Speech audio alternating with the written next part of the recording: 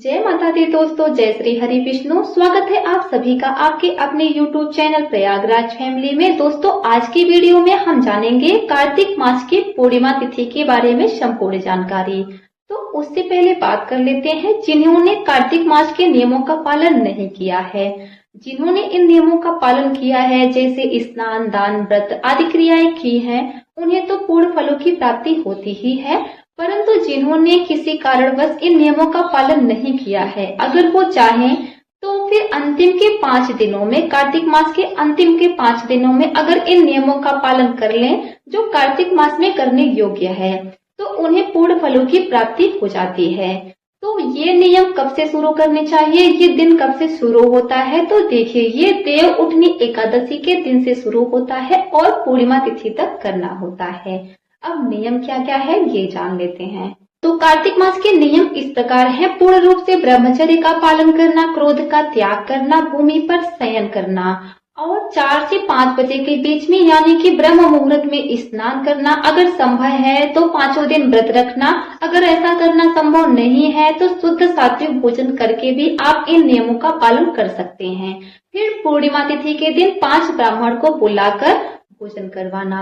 उसके बाद तुलसी के निमित्त दीपदान करना, तुलसी पूजन करना। तुलसी के निमित्त जो सुबह शाम दीप करना है उसको शुद्ध देसी घी यानी कि गाय के घी से ही दीपदान करना है। तो ये सभी नियम है कार्तिक मास का। तो अगर आप पूरे महीने कार्तिक मास के नियमों का पालन नहीं भी कर पाए हैं तो लास्ट के 5 दिन इन नियमों का पालन अवश्य ही करिएगा। इससे पूरे महीने हमें नियमों के पालन करने का पूर्ण फल प्राप्त होता है। कर लेते हैं कार्तिक पूर्णिमा के विषय में। तो दोस्तों, कार्तिक पूर्णिमा बहुत ही ज्यादा विशेष होती है। इस दिन लक्ष्मी प्राप्ति के लिए भी विशेष उपाय किए जाते हैं। कार्तिक पूर्णिमा इसलिए भी विशेष होती है क्योंकि इसे देव दीपावली के नाम से भी जाना जाता है। इस दिन सभी मंदिरों को अच्छी तरीके से सजाया जाता है। लोग अपने घरों में भी दीपक जलाते हैं। तो जो लोग देव उठनी एकादशी के दिन तुलसी माता का विवाह नहीं कर पाए हैं, वो इस दिन कार्तिक पूर्णिमा के दिन भी तुलसी माता का विवाह करते हैं। तो दोस्तों, साल 2024 में कार्तिक पूर्णिमा 15 नवंबर दिन शुक्रवार के दिन पड़ रही है, जो कि 15 नवंबर रात्रि 2 बजे पूर्णिमा तिथि समाप्त हो जाएगी। तो इस साल एक ही दिन 15 नवंबर को एक ही दिन की कार्तिक पूर्णिमा पड़ रही है। शास्त्रों में कार्तिक पूर्णिमा का विशेष महत्व बताया गया है। मान्यता है, अगर कार्तिक पूर्णिमा के दिन किसी जल में, नदी में, सरोवर में या तालाब में स्नान किया जाए तो जन्म जन्मांतर के पापों से मुक्ति मिल जाती है। दोस्तों, कुछ ऐसे महीने होते हैं जिसमें गंगा स्नान करना बहुत ही पुण्य फलदायी बताया गया है, जैसे कि कार्तिक का महीना हो गया, दूसरा हो गया माघ का महीना। इन दोनों महीनों में गंगा स्नान करने से जन्म जन्मांतर के पापों से मुक्ति मिलती है और फिर पुण्य का उदय होता है।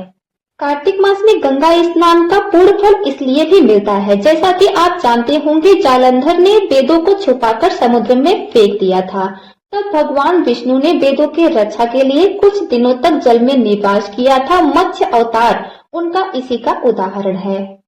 और मत्स्य अवतार में भगवान विष्णु ने जल में ही वास किया। इसी कारण पूर्णिमा के दिन जल में स्नान करने मात्र से जन्म जन्मांतर के पापों का नाश होता है।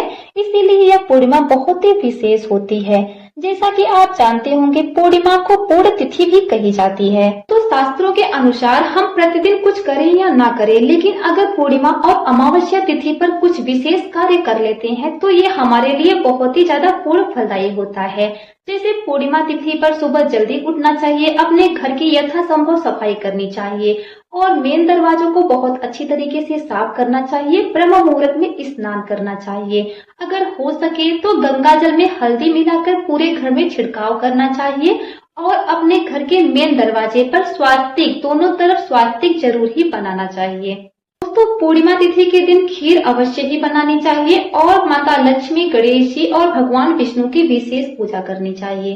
तो दोस्तों, पूर्णिमा तिथि में आप जानते हैं स्नान दान का विशेष महत्व होता है। तो स्नान के विषय में आप जान ही चुके हैं। अब जान लेते हैं क्या क्या चीजें दान करनी चाहिए। तो दान के लिए जो होता है, जूते, छाता, कंबल, अनाज, इन चीजों का आप दान कर सकते हैं। तो दोस्तों पूर्णिमा तिथि से जुड़ी ये संपूर्ण जानकारी है। अगर आप इन सब नियमों का पालन कर सकते हैं तो बहुत ही अच्छी बात है।